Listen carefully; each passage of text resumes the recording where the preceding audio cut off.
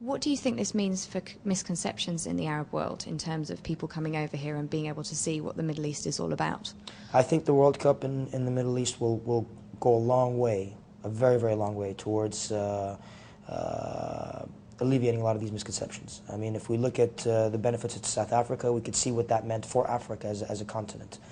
Bringing the World Cup to the Middle East will take away a lot of the misconceptions that the world may have about the Islamic world and about the Arab world and the Middle Eastern world.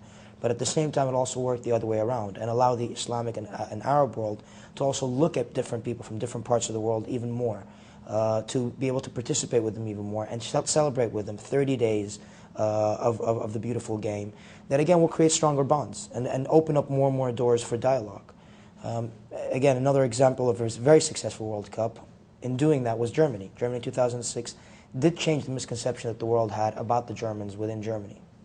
Can you talk to me about the economic impact that this will have on the country and also the rest of the region as well? Well, there'll be significant economic impact for, if we look at it for the country Qatar in particular.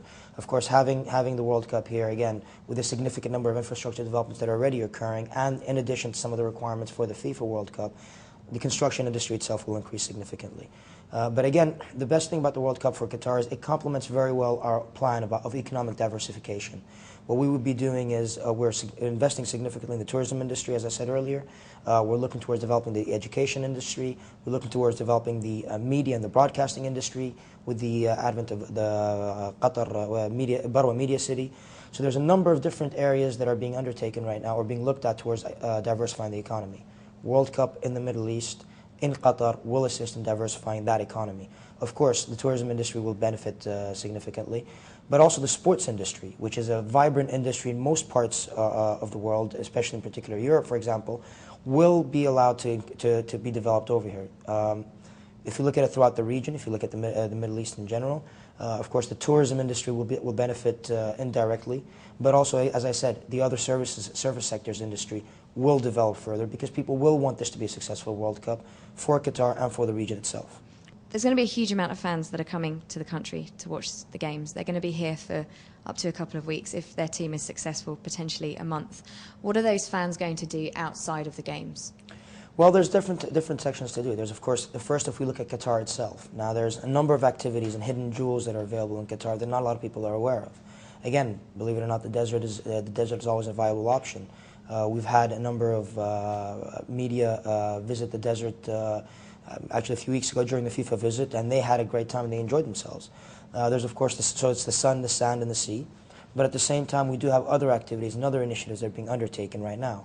If we're looking at it, for example, in terms of some of the motorsports for the laymen being developed right now, there are these activities being developed.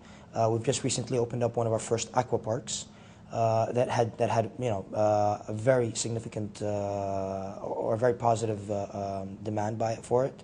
So there are a number of initiatives that are being undertaken. There are a number of activities that are currently in place. Keeping in mind we've got 12 years, and keeping in mind that we're investing close to about $17 to $20 billion in the tourism industry, there will be even more activities. But that's in Qatar. Now, if we look at the wider picture, if you've got a few free days available, fans will be able to travel, for example, from Qatar to the Middle East, to any other country in the Middle East.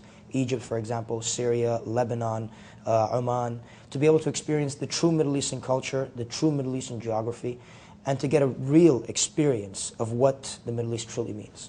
Japan and South Korea collaborated to host the 2002 World Cup. Did you ever consider co-hosting? There were initial thoughts, obviously, about co-hosting, but then after we looked into it, we decided not to proceed with that concept for a couple of reasons. The first reason being that FIFA did not look favorably at joint bids. But more importantly also, which was the second reason, was we were very, very confident about our ability also to host it on our own. And again, based on these two reasons, we proceeded to go ahead with our own bid. And we're still very, very confident in our ability to be able to host the games.